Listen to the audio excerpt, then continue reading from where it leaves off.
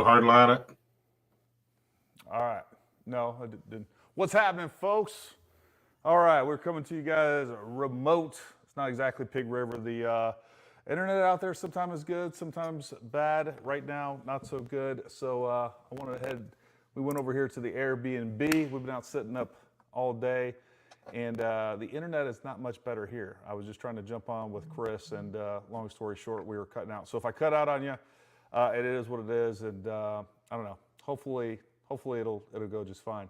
But we got a good show for you tonight. I think something a little different than normal. But Chris, how was your week, buddy?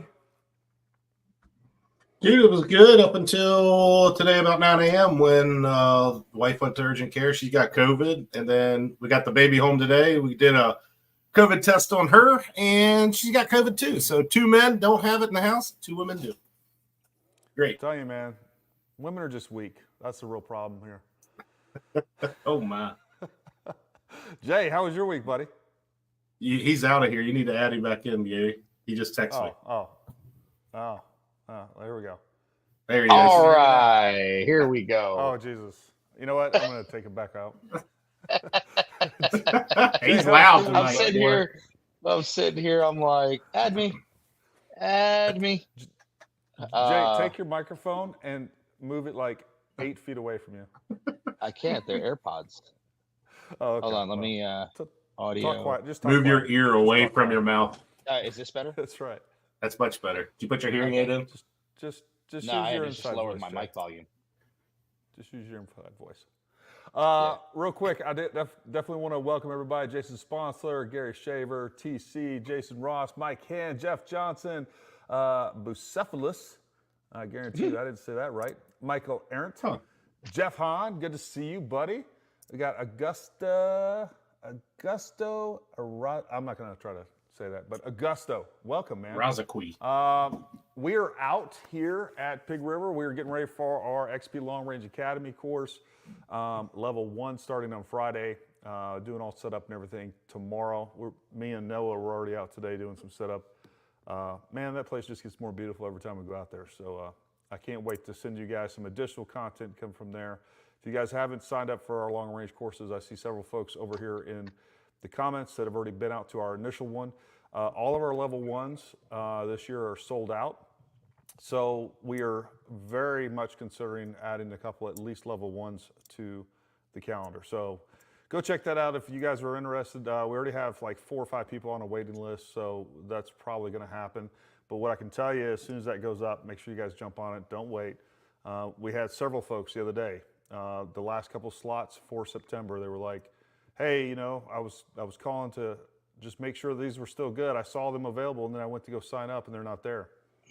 Like, hey, man, I don't know what to tell you, brother. So it is what it is, but we will try to get some more out there for sure. I'll tell you what. You know what's really exciting for me right now is that I'm sitting here in my basement, and guess what I have at my disposal? What do you have at your disposal?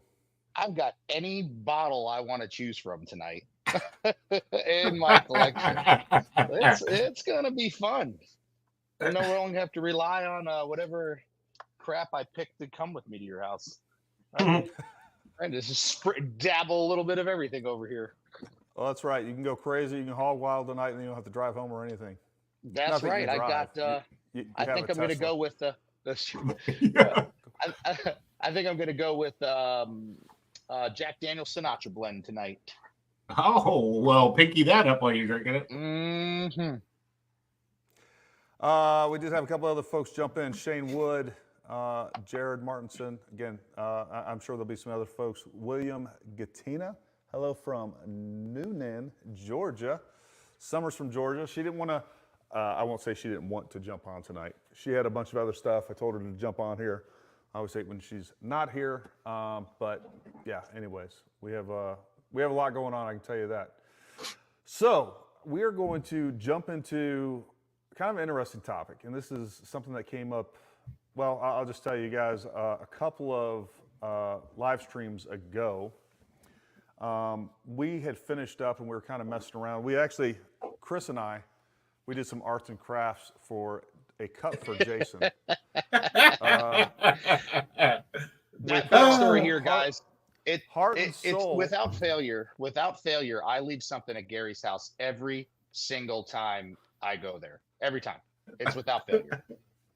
This time it was my cup. It was this cup. So you know, we got a laser engraver, so we put that to good work, and I don't think he'll be leaving that cup anywhere ever again. And you know, the good thing is if he does leave that cup anywhere, his name and phone number on it, so it will be returned to him Yeah. in fast order. And his personal preference. I think I'll have a lot of grinder calls.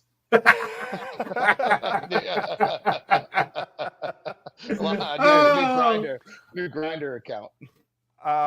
Yeah. So, anyways, we were sitting there watching this thing lays this cup, and Chris, I don't know what we were talking about exactly. Something about the military came up, and I think he was talking about. I think you were telling me something about a war story somebody was telling or something like that. I don't know what the context exactly was, but I do remember you said, you looked over at me and you were like, you know, you and Jay don't really talk about that kind of stuff. And what you said was, and we'll clarify this in a second, you said, you know, because you guys aren't proud of it. And I was like, I mean, I'm proud of my service. I don't know what you mean by like, no. That's not what I meant. I meant like you guys don't, you know, talk about it all the time. I was like, oh, you mean like proud of it, like Navy SEAL proud of it? And you were like, yeah. You know. I think you said Marine proud, but yeah, same difference. No. I definitely said Navy SEAL. But I'll tell you, man, you know, that kind of hit me a little bit, and I started thinking about that for a long time. And I think there is I'll tell you honestly, since then, from that time to now, I have been dwelling on that every moment that I've kind of been alone in my thoughts.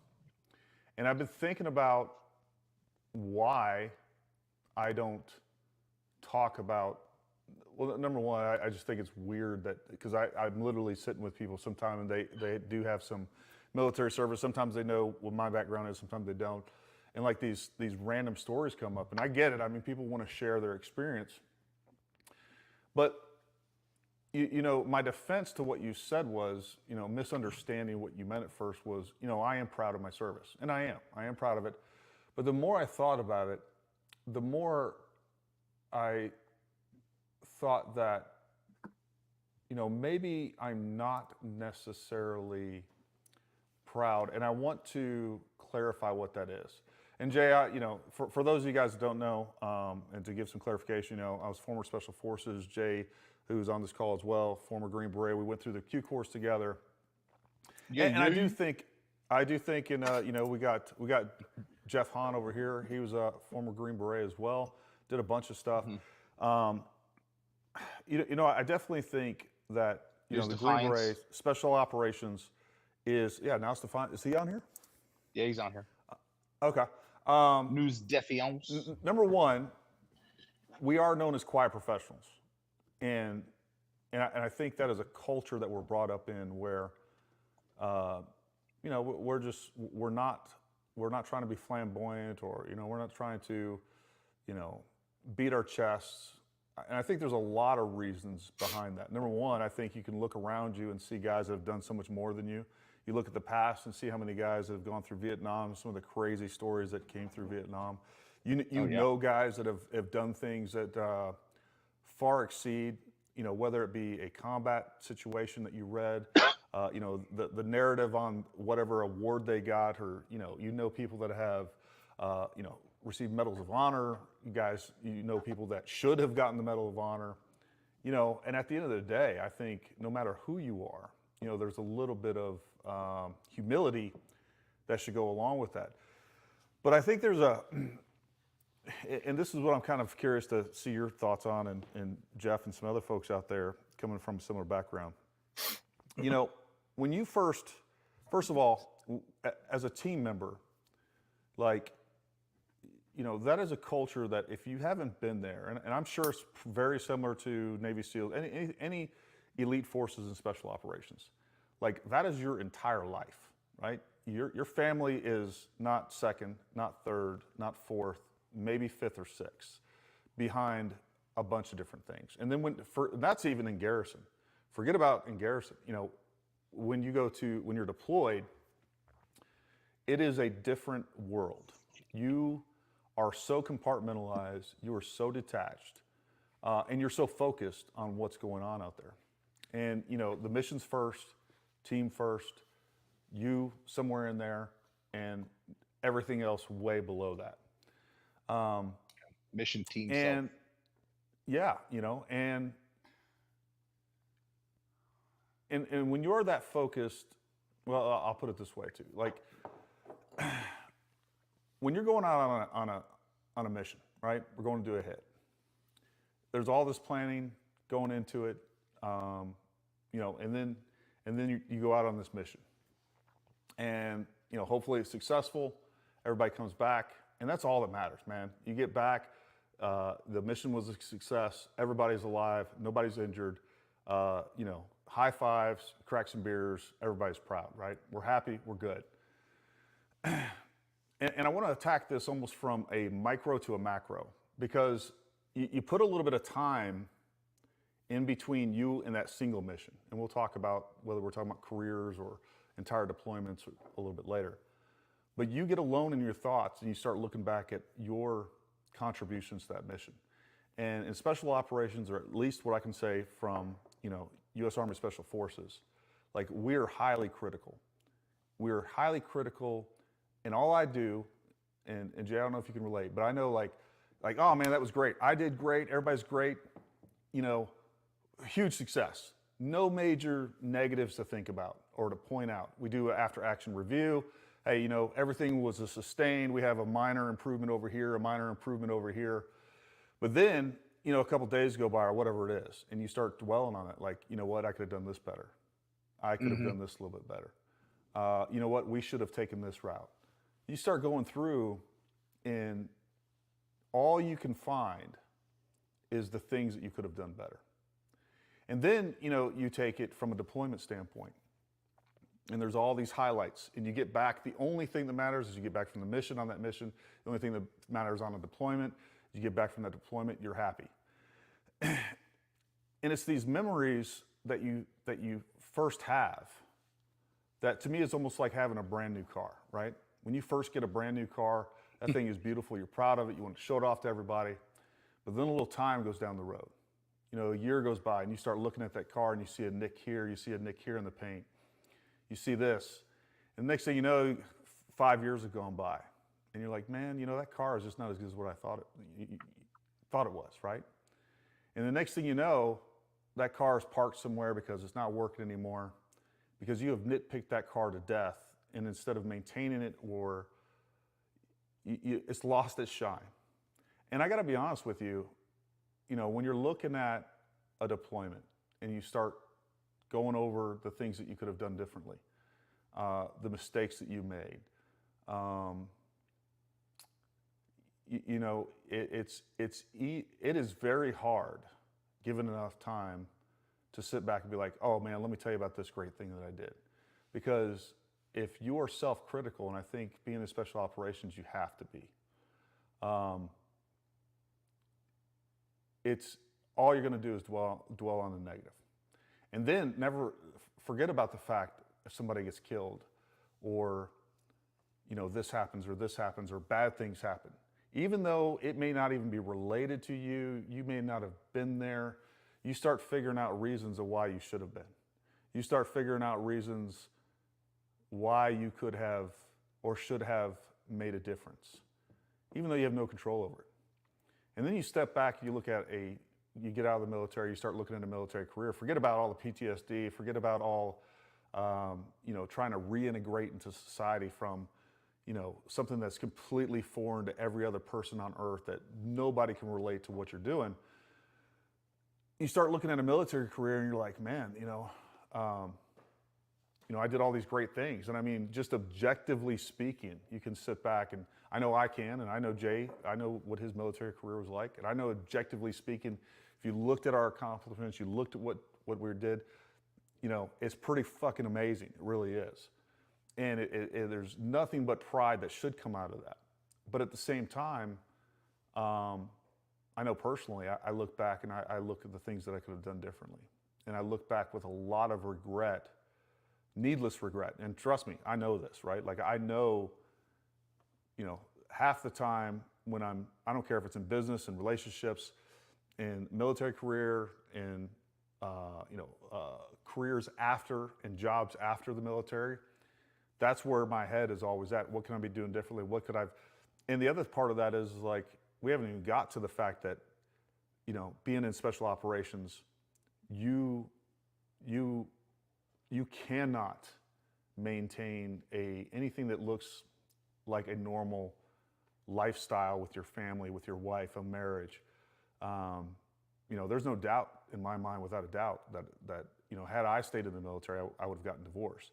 So no matter how much you're shining over here in your military career, and you go on all these deployments or whatever else, the expense, at a minimum, the expense of that is relationships with your family, relationships with your kids, relationships with, I'd gone literally years not talking to, my mom or my dad or, some of my immediate, by the time I got done from about a 11 and a half year military career in special operations after multiple deployments, I barely knew my brothers. I had no relationship with those folks.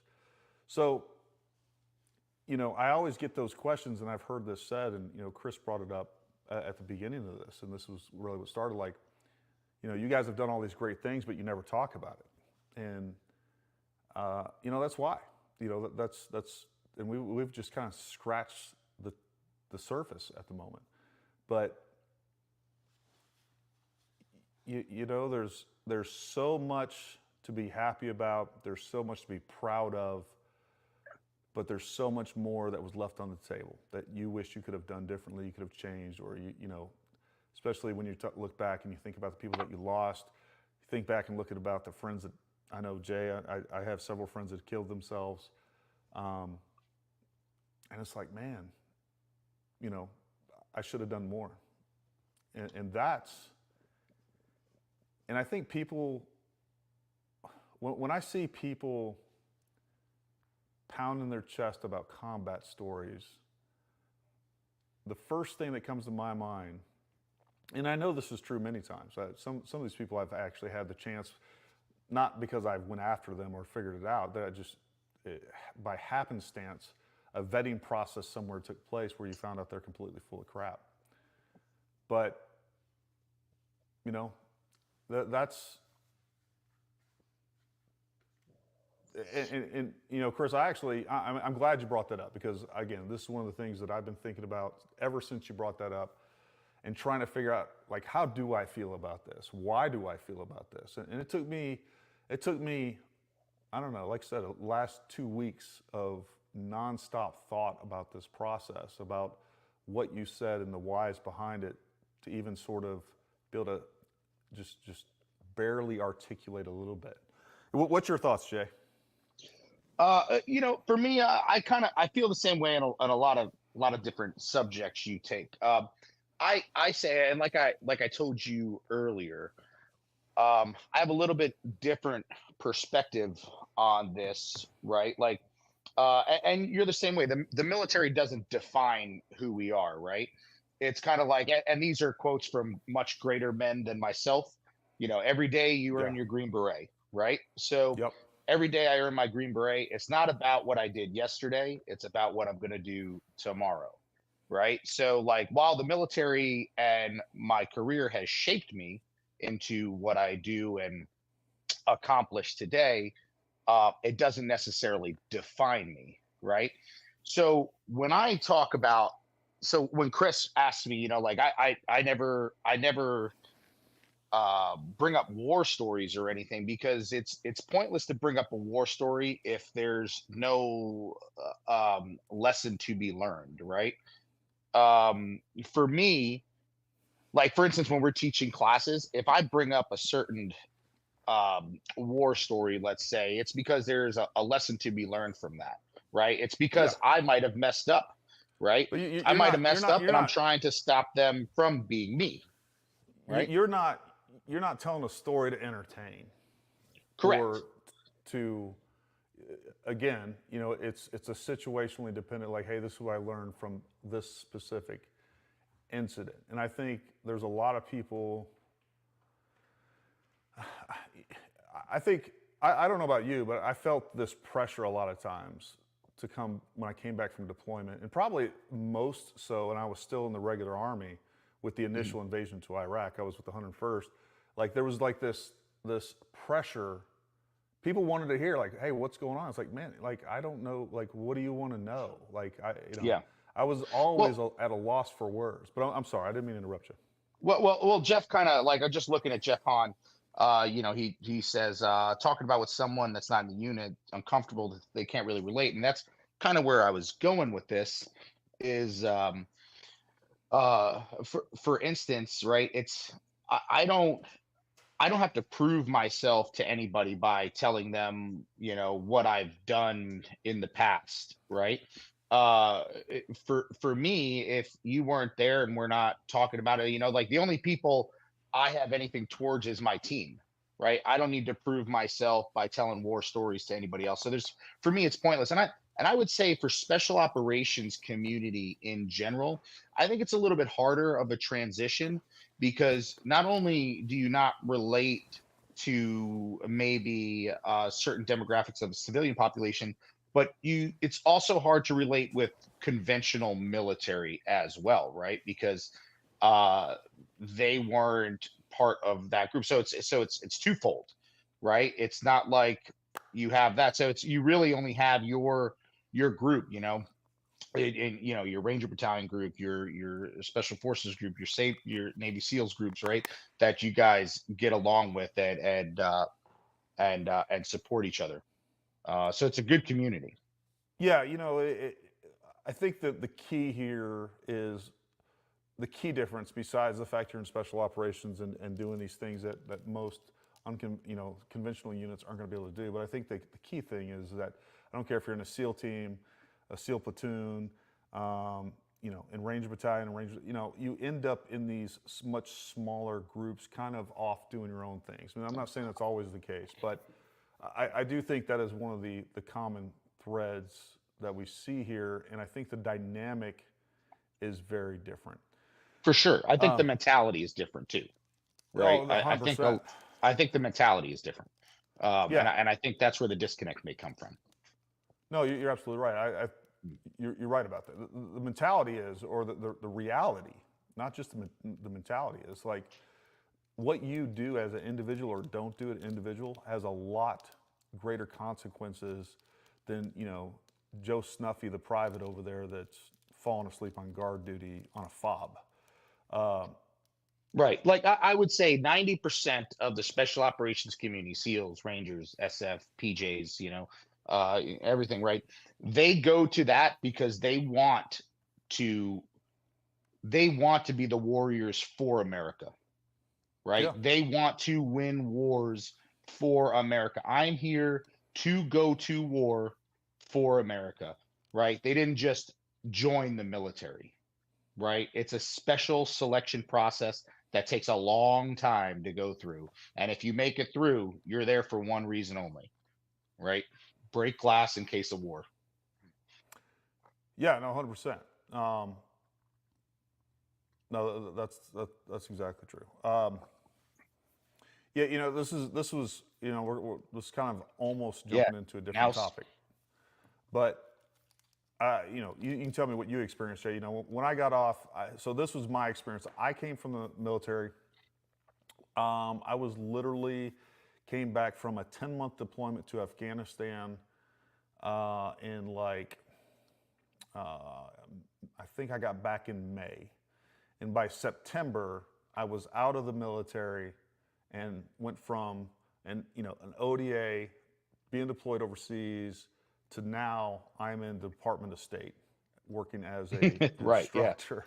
And again, for those of you that don't know, you know, you talk about a culture shock. You know, that was a big difference. But what I will say, I think that was ultimately one of the best things. Number one, I mean, it was a good thing no matter what. It was a great job. I got to meet a lot of people. There was lots of things I didn't like about it, but it led me to where I'm at today. And I ended up working for the Department of State for about another almost 10 years in different I was going to capacities. say probably like a decade, right? Yeah. You know, especially when I got there, I was like, I'm going to be here for like 3 months. I'm finding another gig as soon as possible because these people are freaking nuts. And that's true. But what that job forced me to do is exactly what Now Defiance was talking about was, you know, you came from a job that is you. That, like, if you're in special operations, that is who you are first and foremost. It has to be. It is such a dedication to you, the team, like all that stuff comes first. And then your performance is who you are. Whereas when you get out of the military, you have to make that. And by the way, I'm not even saying that as a negative thing. Like if that's not who you are, then you need to find another job because that isn't the career path for you. Like that is going to define you almost through and through. It's going to. I think combat arms has a similar type thing with that, right? Where like think about coming out of the infantry, right? When I came out of the 82nd, like that's all I knew was infantry, right? 100%. Like infantry, NCO, like hurt, Yep. you know, left, right. That's all I do. And I think, honestly, I think a lot of what we consider PTSD, I think a lot of suicides are more attributable to lack of ability to reintegrate into society. I think that is a lot of it. I think it is because you see people that weren't even in combat arms, that didn't see a lot of action, that go through some of those same things, and it really is that you get thrust into a society, and especially depending on who you are and where you come from and where you end up right after the military, you know, you can end up in a completely foreign environment that you just don't fit in, that people look at you like you're crazy, which, you know, that's exactly how I felt. Yeah. You know, coming out of the military and going to the some Department are crazy. What's that? Oh yeah, 100%. Some are crazy. I mean, I was definitely crazy, but I mean, you know, it's like they look at you with almost disgust, like, oh my God, this guy's like a freaking knuckle dragging brute. Like, you know, like, I mean, Still look like that. Yeah, 100%. And you know, and again, I was also very lucky, and I look back at this, and you know, when me and Summer first moved to West Virginia, man, like we hadn't found a house yet. We were renting this house. Our stuff was still in storage because they would only move it to your house once, right? So it wasn't getting moved. So we're like literally living in this rental with like blow up furniture.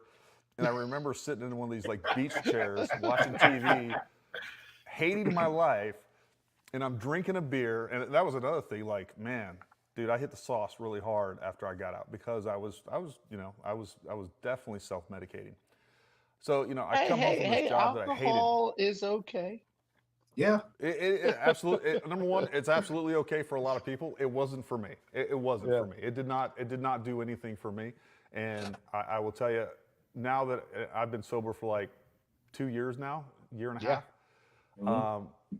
And I'll tell you, looking back, I don't think I can only see now how damaging it was to me at this point. Like if you'd have asked me 6 months ago, I would be like, it didn't really make a difference. It made a huge difference, especially running your business and the little things for me, the little things that it eats up. But anyways, going back to the story, we'll get to that in a second, or we can walk down that path if you guys like later.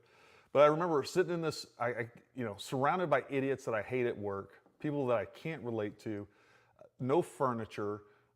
We have I think Jackson was 6 or 7 months old.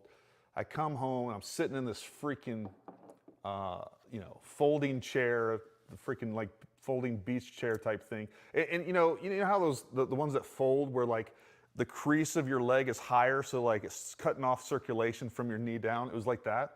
So I'm drinking a beer and all of a sudden that chair breaks, right? Chair breaks and the frame stays there and like I fall through it.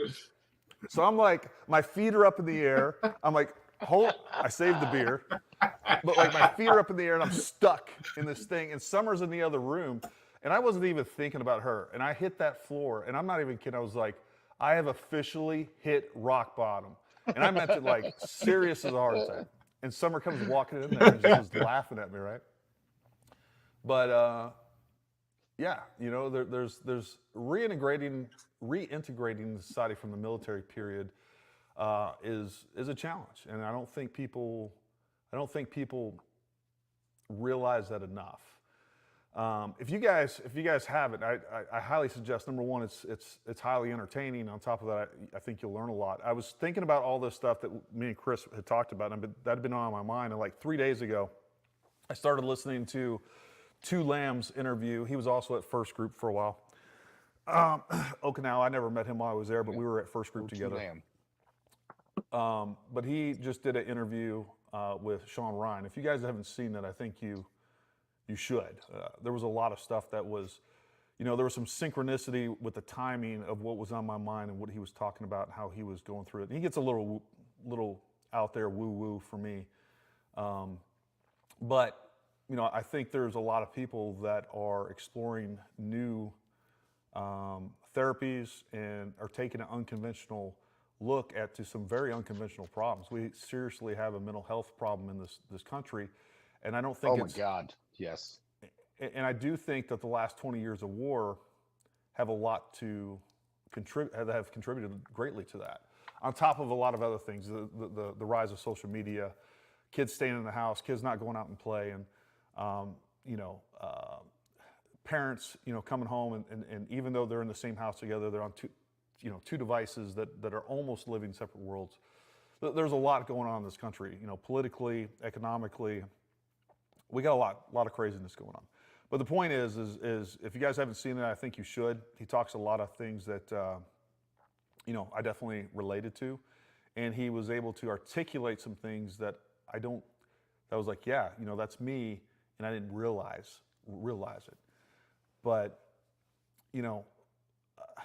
I know there's a lot of people out there that have always wondered, because I've had a lot of family members, friends like Chris bring that up. Why don't you talk about the military? Like there's a lot of reasons. None of it is that I'm ashamed of anything that I did or didn't do. I can honestly say that I never killed anybody that didn't need killing. I've made a lot of mistakes in my life. I made a lot of mistakes in my career. I definitely dwell on those. I look back and wish I'd have done a lot of things differently. I look back and realize just how immature I was. There's lots of things I would do differently. But overall, at the same time, you kind of got to be your own life coach at many times. We're like, dude, you did this, this, and this. Just stop it. You're being stupid, that's something that I definitely do on a regular basis. I got to get my mind right and get control of my thoughts. If not, they freaking beat me up, and I beat me up. And that's Mm-hmm. and never mind looking back in the things that I did as a failure, as a father, and as a husband during my career. Some of it legitimate, some of it completely self-induced and just me being selfish and doing things wrong. And that I've gotten better at that. I'll just put it that way. What do you think, Chris?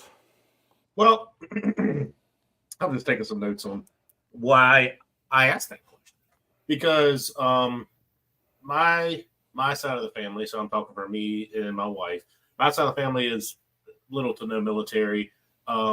They, back when the draft came in, they went and all worked at the Air Guard because that was their easy ticket. They didn't have to leave, blah, blah, blah, back in those days.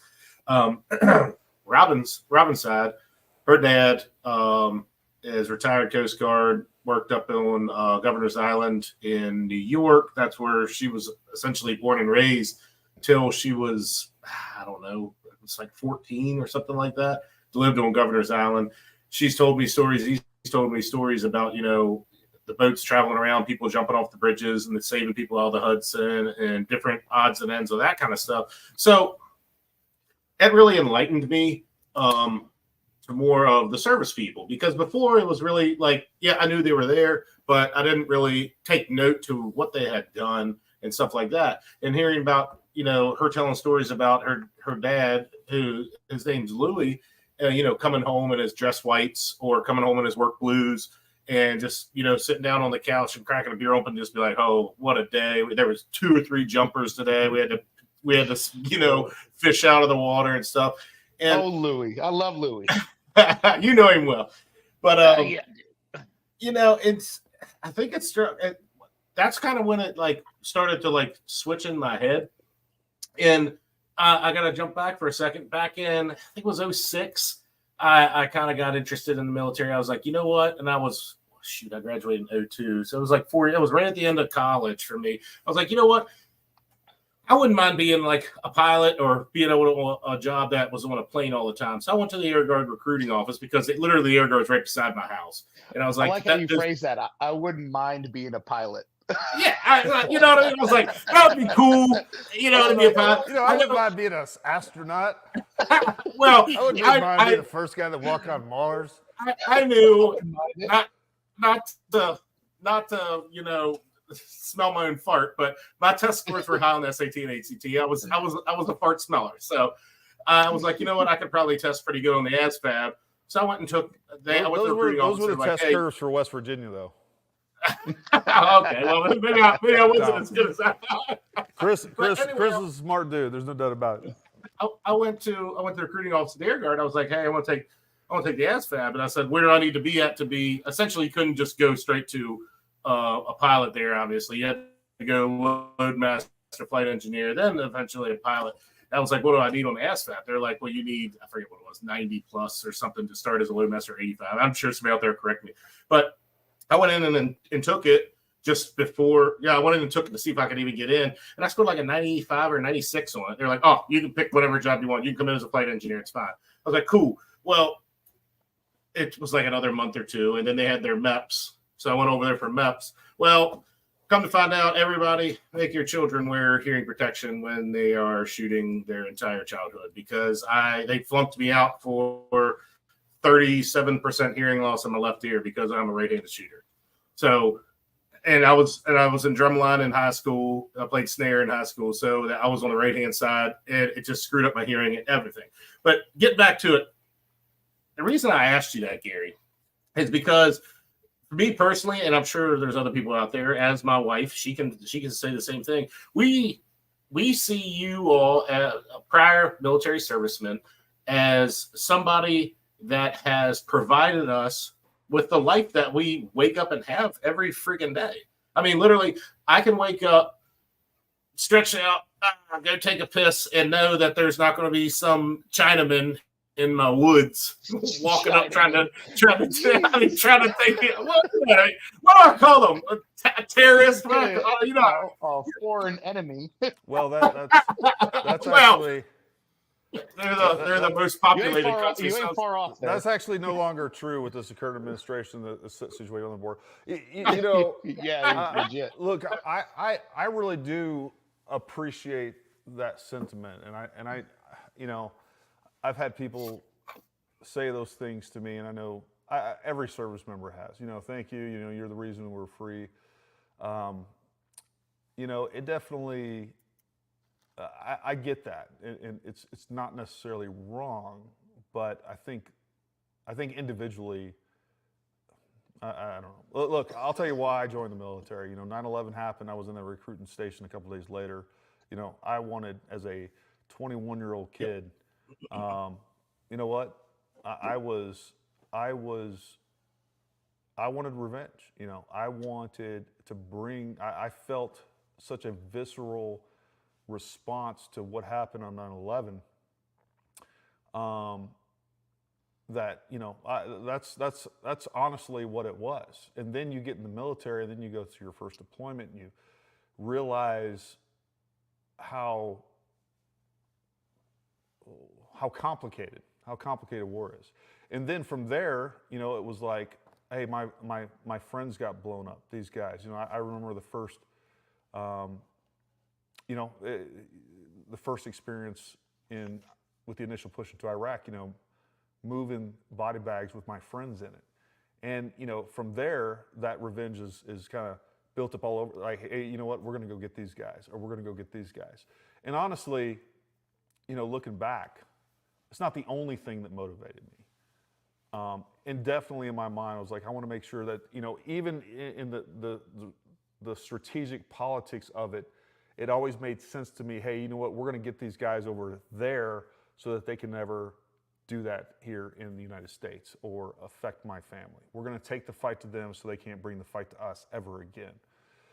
So that always made sense. And that was, honestly, that was my driving force. I'd say probably 80 to 90% of it. And then once you get into the military and you see what jobs are available, and I would, just like Jason, we had a very similar, very, very similar career path. We both went infantry. He was at the 82nd. I was at the 101st. We both went to selection around the same time. We both ended up in the Q course in the exact same time. And so, there was that. And I get it. I hear what you're saying. I guess, like, it wasn't necessarily, my service wasn't about like this overall grand scheme of freedom. No. But you sit to the normal Joe Schmo. I'm still, and I know literally where you're sitting a little farther, but on a typical night, as a crow flies, we're all within 1 mile of each other. I still hold you guys on a higher pedestal because of what you did for me and my family. I didn't do. You know what I mean? And I think I wanted to go one more step further. I had something written down that I really wanted to say is, where there's ever any kind of, it's going to sound corny, but it sounded better in my head when I wrote it down, is, when the NASCAR driver wins or has a great day, when the boxing guy wins, when the MMA fighter wins, when the Super Bowl team wins or accomplishes his mission, they always have something to say at the end of how that got there. And I think too, for the general public, they always want to hear how you did. Was it good? Was it bad? And now hearing how you kind of opened the show up, it kind of twisted I knew that there was bad stuff there, but I guess it didn't resonate enough with me in my head. Like, ooh, yeah, they probably don't want to talk about that because that's the bad stuff is probably going to feel like tenfold more than, hey, we took out this bunker this one day and, nobody died that day. But the 14 days before we were in a hellhole. You know what I mean? So that kind of resonated more with me that it's war. 99% of the time it was shitty. 1% of the time you were sitting at camp. You know what I mean? Not getting bombed. That's not necessarily honestly true. Yeah, so here's the irony of that. Honestly, I never felt more at home or more right than I did when I was at war. Like, I would almost say that 99% of it was good. And then there was those 1 or 2% that was bad. Now, does that stop me from looking back at that 99% that took place and not pick it apart to pieces? Like, I could have done this better. I should have done this better. I should have said this better. I should have talked to this guy better. I should have built this relationship better. I should have, I should have freaking punched that dude. I should have shot that guy. Or we could have done this. We should have been training more. Or, on this mission, we should have taken this route. Like, man, I go through, some days it's a mission. It's sometimes it's down to the day, to the hour of a minute of something that hits me and I'm like, you know what, I should have done this or should have done this or, so, and I'll tell you, there's a lot of guilt in that. There is a lot of guilt in that, man, I know Summer more than once said, it's like you almost rather be deployed and you'd rather be, and man, there was a lot of truth in that. Life is very, very simple when you are in combat. Like, it is that you're not worried about bills, you're not worried about this. Like, you went after this career or this craft, really what it is. And you get to focus 100% on doing that and getting better. And, it wasn't 99. And honestly, like I'm even saying, there's a lot of horrible shit that I'm not going to talk about. Like, because I don't think that it's necessarily productive to sit there and dwell on a lot of different things. But what I will say is that it's not those big traumatic moments that keep me from talking about it or looking back on things with a little bit of angst. It is more so those micro moments of looking back and saying, and just being super self-critical, honestly. And then again, you start taking even a bigger step back. You start looking at the politics of it all. You look back at a 10 years plus, and there's many guys on here like Jeff. I mean, he spent, I think, 20-something years, if I read his comments right. I know now Stefan said he was in 17 years in SOF, just in SOF. And you start looking back, and you look at how you ended up in Iraq and Afghanistan, and we see what happened with Afghanistan. And man, I'll tell you, when we withdrew from Afghanistan, that really made me second guess everything that we did. When you really look at absolutely. why we went into Iraq, you start thinking, was I duped? Was I just a young, dumb idiot and just believed some of this stuff hook, line, and sinker? And then, if you really want to start going down a rabbit hole that isn't productive, is you start thinking about the devastation that we caused in Iraq to many civilians, and then never mind the people that we left there the first time we left Iraq. I still have messages in Facebook with some of the guys that we worked with, the Iraqi Special Forces that I trained directly. I was living and eating and breathing with those guys every single day. These guys were as I looked at them the same way that I looked at teammates, and some of them even closer. But of course, you leave Iraq, and next thing you know, when Obama pulled out of Iraq in 2012 or what it was the first time, like those guys were just left to hang, and those guys were hunted down left and right, and every single one of those guys, I think, except for two out of like 13 or 14 of them, were murdered by ISIS or affiliates. So, one of them was texting me on Facebook, and I was actively trying to figure out somebody to talk to in the Department of State to get these guys out, and I was also reaching back to people that I knew back from group, and there was no answer. Not only was there no answer, there was no no, there's nothing to be done, and you feel terrible. And the next thing I know, one of the other guys is messaging me, hey man, he was killed a week ago. So, again, you start looking at all these things, and there is so much negative that is real, and then there's so much that is just self-imposed and self-inflicted that isn't real, that isn't justifiable, right? Like, just being self-critical all the time about, looking back at all these things you could have, would have, should have done. You can run yourself down to a really bad place. But I do think that is, number one, that's how we're trained to look at missions. That's how we're trained to look at our careers. That's how we're trained to look at everything, is you're always AAR and everything to death. Like, hey, how can I do this better? How could I have done this better? Yeah, it was good, but how could we do it better? So, there's that. I do want to, real quick, before we go any further, there were some good comments in here that I think are worth sharing, that I definitely apply a lot of, that provide some context to what we're talking about. Now Stefan says, your career doesn't define you, it's part of you. We hit that one.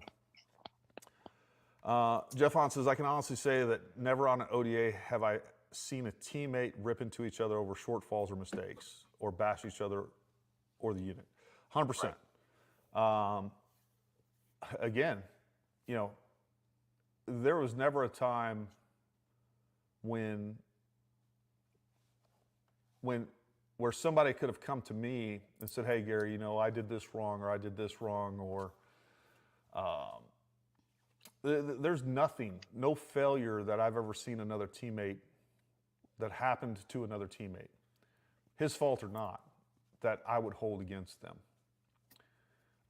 We all, if somebody came to me and said, Gary, I really screwed this up, or, I really screwed it up on this mission, or I really screwed my life up, or, I really, whatever it is. And I think this is universal, where we'd be like, man, we all make mistakes. It's not a big deal. You know, it doesn't define you. That failure doesn't define you.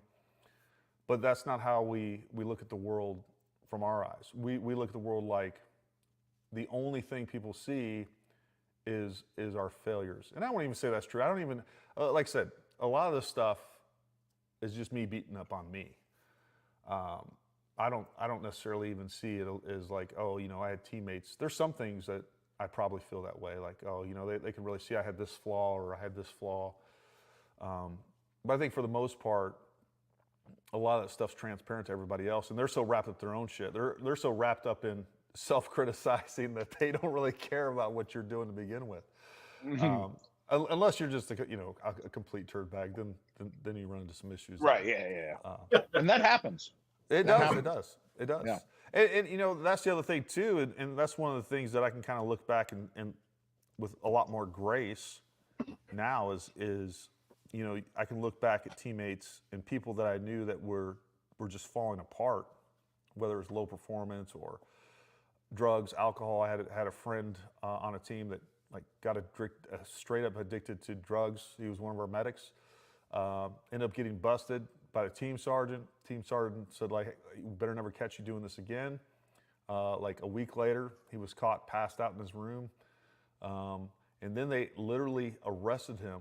We put him in a separate chew, locked up all the drugs. He picked the lock on the chew that we were holding him in, went and picked the lock on, he went and picked the lock that was keeping him away from the drugs, and he got more drugs. What a great SF guy. Trained well. So here's the story behind that, and I'm not going to say any names, but you know, the first time it happened, and really when before I found out he picked the lock from his room and then went and picked the lock to like when he got separated into that room, I went to the team sergeant and then ended up going to our company commander and our team leader and was like, hey, look, this dude is a good dude. I went to bat for him. I went to bat for him that night. I was like, man, we got to figure out a way to like help him recover. And then that night he went and did all that stuff. I was like, oh, I'm done. Screw that guy, bury him. He should be shot by a firing squad. Not literally. But now I can look back with a little bit more maturity and say, you know what, that dude was probably broken 6 ways to Sunday. And that was how he dealt with it. Because how most of us dealt with it was just alcohol. We just drank ourselves to death when we weren't, doing one thing or another. Self-medicating and in that way. And is there a big difference? Probably not.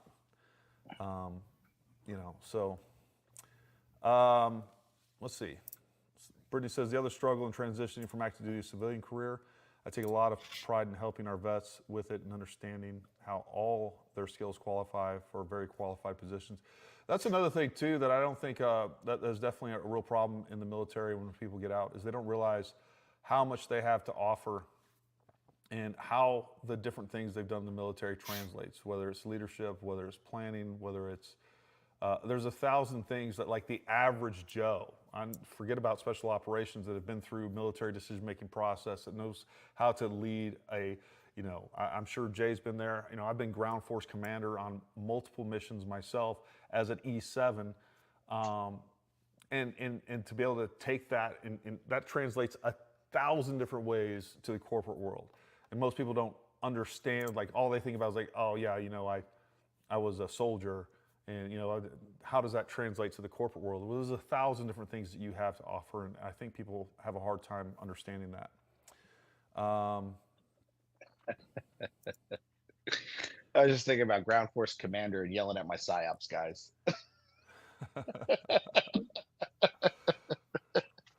Well, here's now some fun whiskey and bourbon, heal my soul, man. You know what? There's a lot of folks out there that can drink, can do because of freedom. Because of freedom. Because of freedom. And it doesn't have the negative impact on them. That's how they can do that with some moderation, and it works for them, and it doesn't work for everybody else. Unfortunately, not for Jay.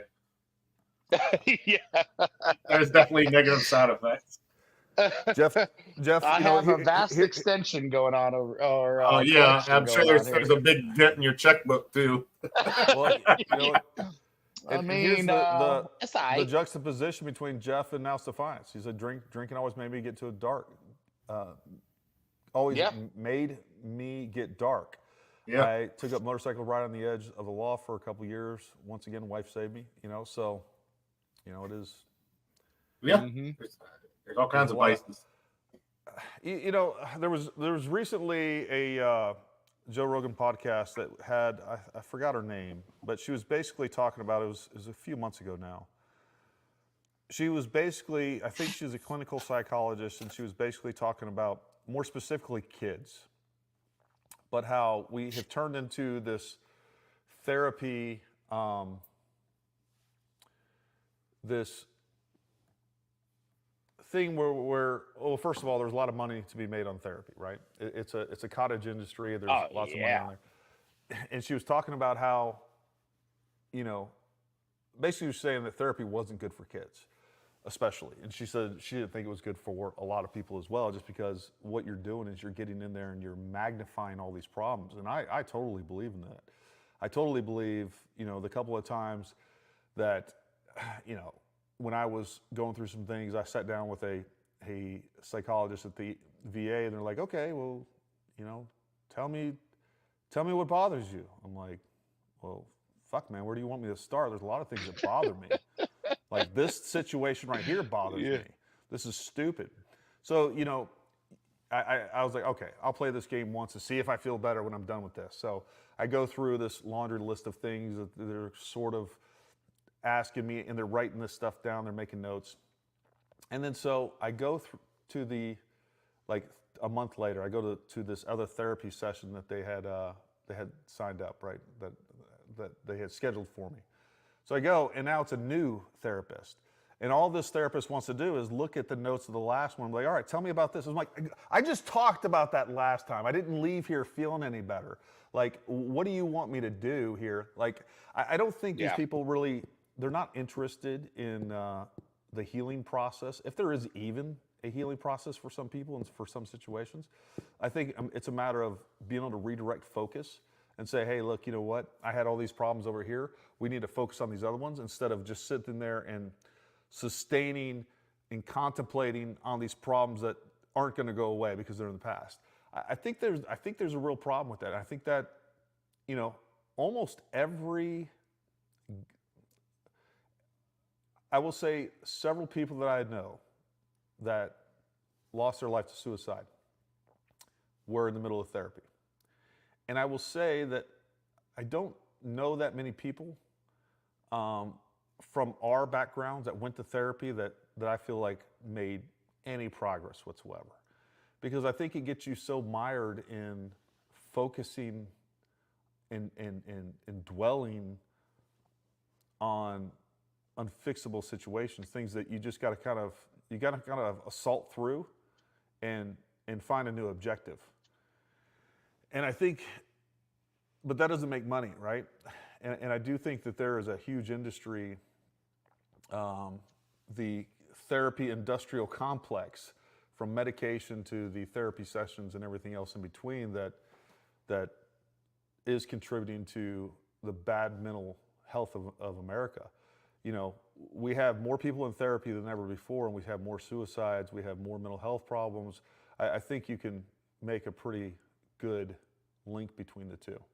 And But do you especially with think kids. do you think, like, you know, military aside, do you think that those mental health problems are more stemmed by social media, right? Because I mean, now you just have you have the you have the world at your fingertips and their thoughts on everything, right? I mean, I Versus, think, yeah, I mean, I think it all plays into each other. I think it's just you're taking a match and then throwing more gasoline on it from 10 different yeah, yeah, ways. for sure, for sure, for sure. I think society today in general is not conducive to good mental health. You know, people don't exercise, people don't eat well, people don't spend any time outdoors. People don't spend time with each other anymore. Hey, take it Hey, easy. hey, I'm Hey. 50% of that right now. So back the fuck off, Gary. You know, it's funny. Monday, I went to, well, Chris, you were there. We went to the Harper's Ferry together, right? Oh, yeah. So me and Chris were chaperones. His son's another class, and then Noah, we went to Harper's Ferry, and so we're take our little group of kids, and we're going through seeing this historic place, Harper's Ferry in West Virginia, and then Very historic. we were coming back. We were all gathered. We had to be back at 12:30. So most of the parents and the chaperones and teachers were back around 12:15, and there's like this huge open area, and all the kids are gathered there, and they're just out there playing, man. And it reminded me of the first time that I've seen that in a long time, of like my childhood, of like, we're just out there playing tag, racing each other, goofing around. Like, I haven't seen kids do that at that scale in a really, really long time. No, they're picking up sticks and using them as guns, as bats, and all kinds. I was just like, this is probably the first time some of these kids have done this in months. 100%. And like kids don't physically play with other kids hardly anymore. It's like, hey, I'm going to meet my friend over on, I'm going to go play some freaking, what's one of the retarded games you play? Fortnite. Yeah, I'm gonna go link up. Roblox, Minecraft, Fortnite. I gotta go play with him in Fortnite. So I think there's a lot that's going on. Sorry, Noah. I think all these supposed fixes, whether it's medication, whether it's these incessant therapy sessions, and here's the thing: the problem is these kids are going to some of these therapy sessions, and kids and adults are going to some of these therapy sessions. And they have this one problem. They come out with 15 problems. They have like 6 different new diagnoses that they sit there and dwell on, and now they have an excuse. So now I have an excuse to be an alcoholic. I have an excuse to be a crappy father. I have an excuse to be a crappy whatever. I'm ADHD. I'm this or that, or freaking bipolar. Like, all these things do is create problems that you never knew you had, and then on top of that, it qualifies or reinforces a lot of bad behaviors, and it gives you reason behind it. I think therapy and drugs in this country, pharmaceutical drugs, are as much, if not a greater contributor to the mental health problem in this country than social media is by far. I think it's the mix of those things that end up being a perfect storm. I personally think that fitness or exercise can be a lot of, like, if your body is healthy, can be a lot of self-medication over just taking drugs prescribed. Oh, 100%. Right? Like, that's I truly believe that. Like, you can take prescribed medication, but fitness and exercise, I think, is probably number one, the best self-medicator you can have. Fitness, exercise, and then making sure that you're doing something that's productive. Yeah, sure. I am definitely the happiest and the best when number one, I'm exercising regularly. I have a lot of good things going. I have a lot of projects working simultaneously and moving in a positive direction for the business. I love being at home every day with the wife and the kids. There's a lot of things, but like the satisfaction and the joy that I get out of that is so much greater and so much longer than the things that I used to look forward to, like meeting up and drinking with the friends on a Friday or Saturday. Like, you guys know how to, like, sometimes you're like, oh man, Jason's having a party on Saturday. I can't wait to go. It's like 2 weeks from now. And all you're thinking about is like, oh man, I can't wait to do that. It's gonna be so much fun. We're gonna go have so much fun. And you go there, and yeah, it's fun. It's a blast. You have a lot of time, a really good time. But then the next day, you're freaking hungover. You didn't get much accomplished. And then, at the same time, it's like, how much me dwelling on that, of this sort of cheap goal for a cheap Look at that little thrill. girl right there. Sorry. She's been. Oh, look at that. But no, you're right, but- Gary. You know, how much did that detract from your ability to get things that matter done? And that's the main thing that I've seen over the last year and a half. And really, again, it's just like been the last 3 months that I've kind of had the revelation of like, if you'd asked me a year ago, like, yeah, you know what, I'm better. I shouldn't be, you know, I'm better not drinking from a health standpoint, from all these superfluous reasons behind why I don't drink. But really, now I see just it is a huge difference in my mental health, in my ability to accomplish things, to stay focused, to get things done, not get distracted, all those things. So to me, you know, it was a much larger detractor from everything than I would have ever given it credit for. You know, it was easy, like, oh yeah, okay, you know, I'm hungover on Saturday or Sunday morning, or sure, I said some things out there. I got a little crazy at the party, and I said some things that I regret now. Whatever it is, it's those little things. But those little things add up a lot. And you know, on the positive side of that though too is like just learning to be a little bit more disciplined, getting a little bit more done, exercising a little bit here and there.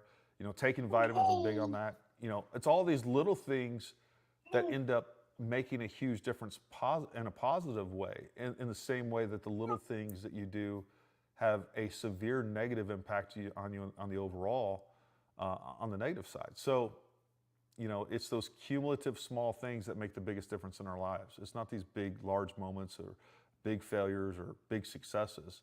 It's the little steps in one direction or the other that determine the direction of your life. 1% better every day, just like Jeff said. There it is. At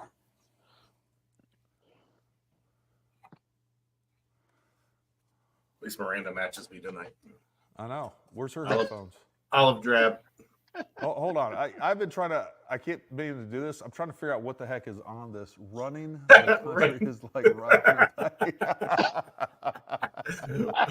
you were all playing. He was picking his avatar. I loved it. I knew you would. I knew you'd like that. 100%. What else we got going on? Oh man. Well, I've moved on to Penelope Architect. So Penelope Architect? yeah, I went from Jack Daniel. This is You're for talking use your, now you're for talking your vines. bottle. Yeah, Gary doesn't know yet. Yeah. I went on. That Architect I heard from. pretty It's good. pretty- I like it. I moved on from Jack I thought we were- Daniel's Sinatra blend to I Penelope. thought you were announcing a career change. Jack. I I feel was like, what fancy. kind of, I just assumed my bad hearing was kicking in with some sort of architect that you're getting ready to become. And I Penelope feel very Architect. fancy when I drink it. It's like Penelope Architect.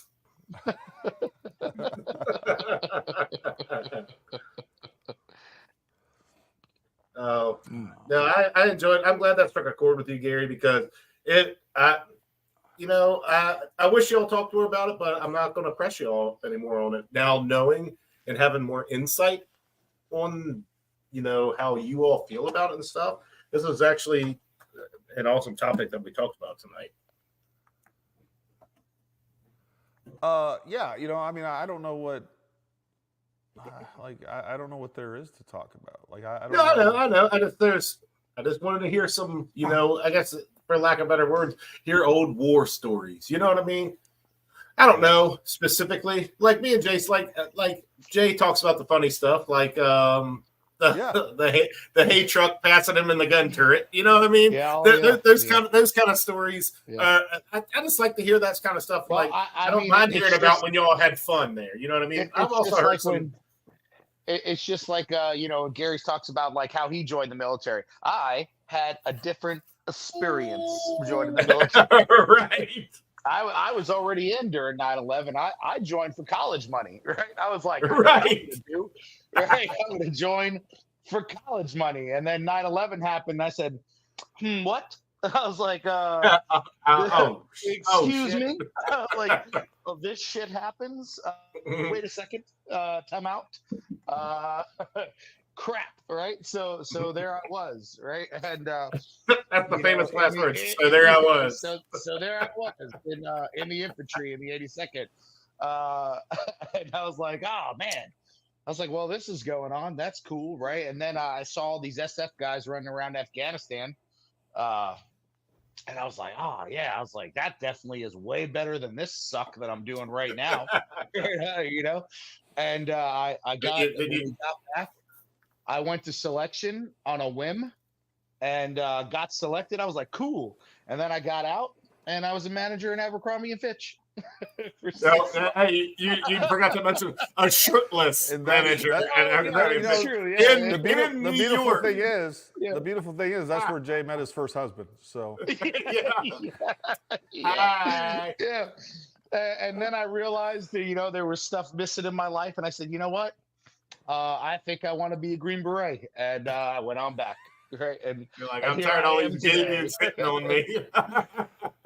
Oh man, Jeff, that was crazy when they locked down Bragg. Yeah, that was a whole thing going on. Sponsor. Yeah. Oh, Jay. Put you some headphones on. You know what the best part? You know what the best part is that when guys show up for training, and I happen to be out there as an instructor, people come up to me, they're like, "Oh, you're Jay," and I said, "Yeah, that's me," and they're like, "Oh, hey, you're not as small as I thought you were going to be," right? Like, I think they're just talking about how wide you are, Jay, not like height. This is how wide. Like, you're just like a fucking bowling ball. You know what I mean? Yeah, I'm girthy. I am girthy. I never said girthy. I just said you're just stout. I mean, you're just. That is a very positive spin on that. I'm girthy. Yeah. There's worse things. That's a very positive. That's a very positive way to say these things. Now, yeah, at the end of the day, I don't even know what to say. We gotta. I can't speak for everybody, but I do think that most of the people that I know are very lucky, right? I know we're very blessed. Jay's really blessed because I'm his best friend. Yeah, I gotta pick her up. A little bit. The shit's getting deep over here. What were you saying, Noah? Noah wanted to say something. What do you want to say? There's this girl in my class. She goes to therapy.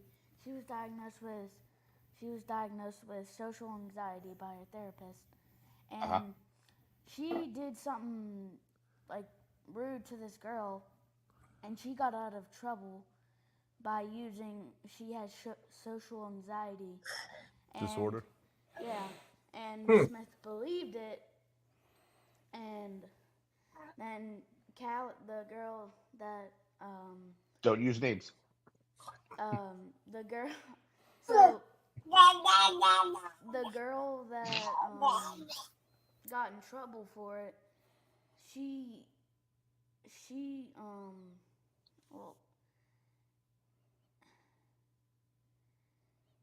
got sent to an island because we're in groups in class. So she got sent to an island because was it island punishment basically? Yeah. You got to go to an island. Yeah. It wasn't Epstein, right? It was just it was a singular desk apart from the. Okay. I'm just making sure. She was the one that got in trouble for it when the other girl is the one that actually did it. Yeah. But she has SAD, social anxiety disorder. So she got marooned. That is a sad disorder for sure. She got marooned. And him talking about that, we had. I'm glad fourth grade's over. We had a similar experience with Remington's teacher. It's the first, of course, she went to Back Creek. It's like yours did too, which was, I think, probably the greatest elementary school in Berkeley County. But his teacher now here in 4th grade, she seemed a little more on the with the precipitation that falls in the wintertime side than the typical teacher we had in Back Creek Valley. So I don't think he had as good of an experience. Flaky? And I don't know what just with happened. her talking I to think the he's- forecast or Yeah. Flaky, snowy. like snowy, Snowflake? something like there are flakes of Snowflake? snow, something Snowflakey? snowflakey, she's yeah, a something little like woke. that. But I think she's a lot woke. And it was our first experience with that. And I was, can you keep it down? And You just gotta shake them. Jeez.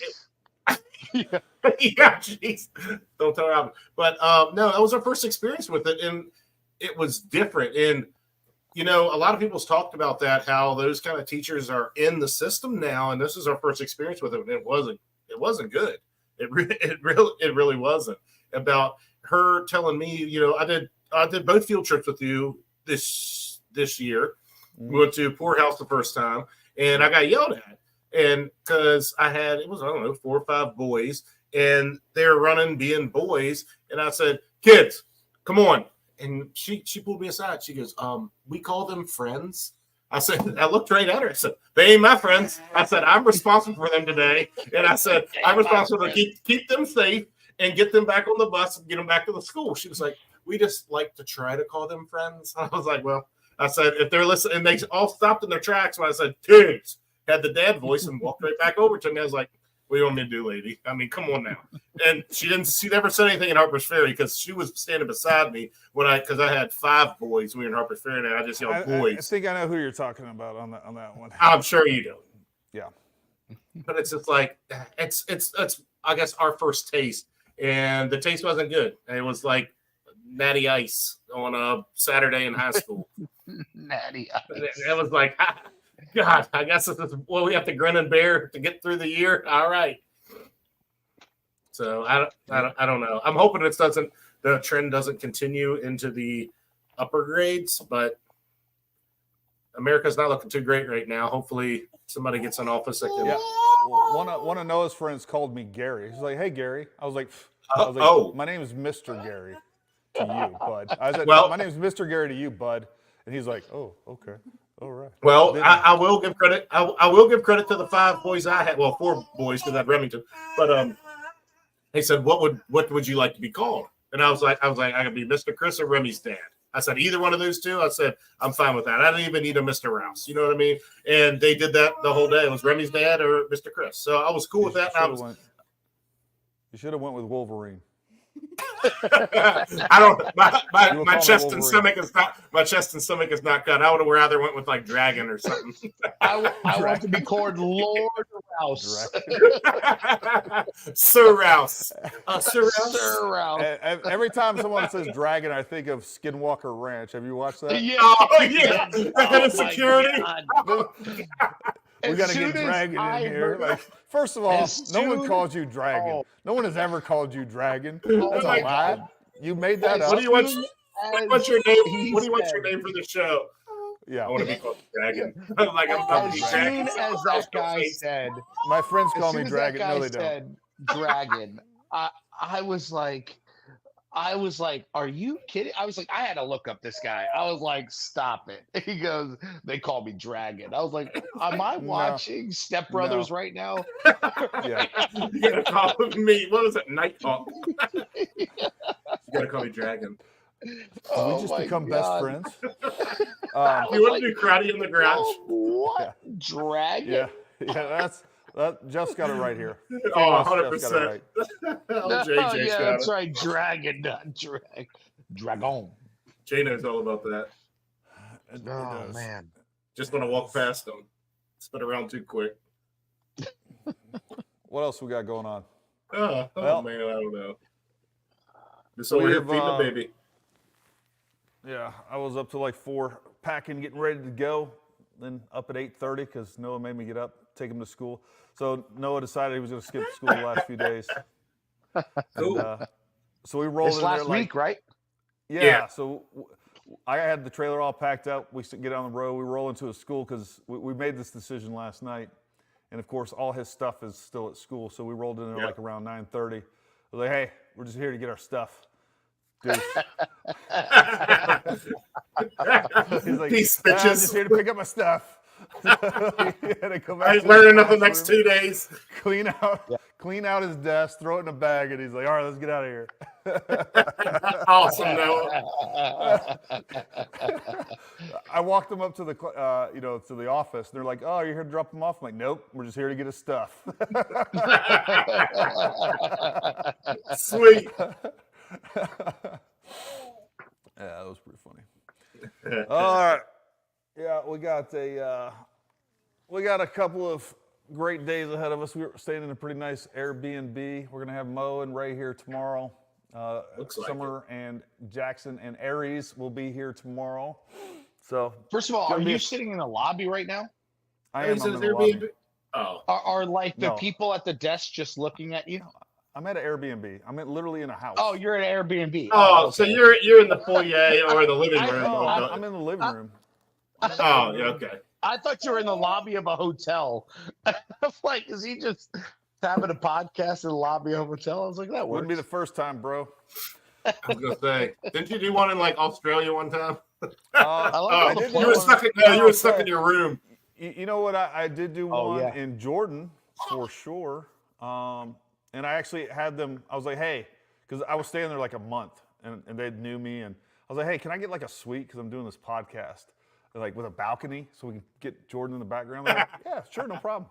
So I went to this like freaking $3,000 a night suite, the big balcony, and I did the podcast out there. It's pretty good. Sweet. It was sweet in the suite. Well, folks, if we got no other gripes, complaints, or anything else, I think we're good. Good podcast. I think it It was was. All right. good discussion.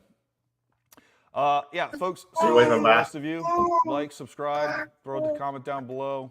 Come train with us. Go check out all that stuff. Oh, definitely check out our Substack. We have Sean. He has been kicking out our Substack newsletters about once a week, but I've made sure that they're relevant, they're good information, they're spamming you. Tell him to keep one up thing the is- shorts too. The shorts are good. Yeah, he's doing great with the shorts too. Yeah. One thing, we just became a Harvest Right dealer. I'm pretty stoked about that. They're industrial freeze dryers, which I think Jeff just pieced out on us, but Jeff Hahn was really kind of the big kind of impetus for that. I know he said he was using those, and he was telling us about the one that he had, which was a Harvest Right, and then we saw them at SHOT Show and was like, hey, we're kind of thinking about becoming a dealer, but pretty cool stuff. We're going to start putting out some content on that. Very nice unit in the store. There is, I don't know if Summer shared any of those photos today. She sent them to me with the new display in the shop. Looks pretty good. So if you're interested in being able to freeze dry your own food, that'll store for like 25 years, something ridiculous. Pretty neat stuff. You can make a lot of candy, some other things like that. Go check out training. That's really all I got, folks. What wise words are you going to leave us with, Chris? Don't do drugs. There you go. Jay, what you got? Stay in school. I'm eating a Chick-fil-A sandwich right now. I'm sorry. Eat better food. Yeah, eat better food. Eat more chicken. This All right, is folks. Jesus chicken, so it doesn't count.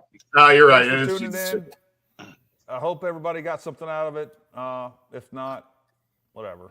Go watch another channel. I don't care. All right, folks. I hope you guys have an awesome week and also awesome weekend. We'll definitely send out some content and update you. We got some new things that we're actually, for those that went to our last course, we're throwing in some new stuff too. So got a lot of cool, exciting, fun developments in that arena. Always keeping it fresh, always keeping it new. Anyways, until next time, stay armed, stay ready. We'll talk to you soon.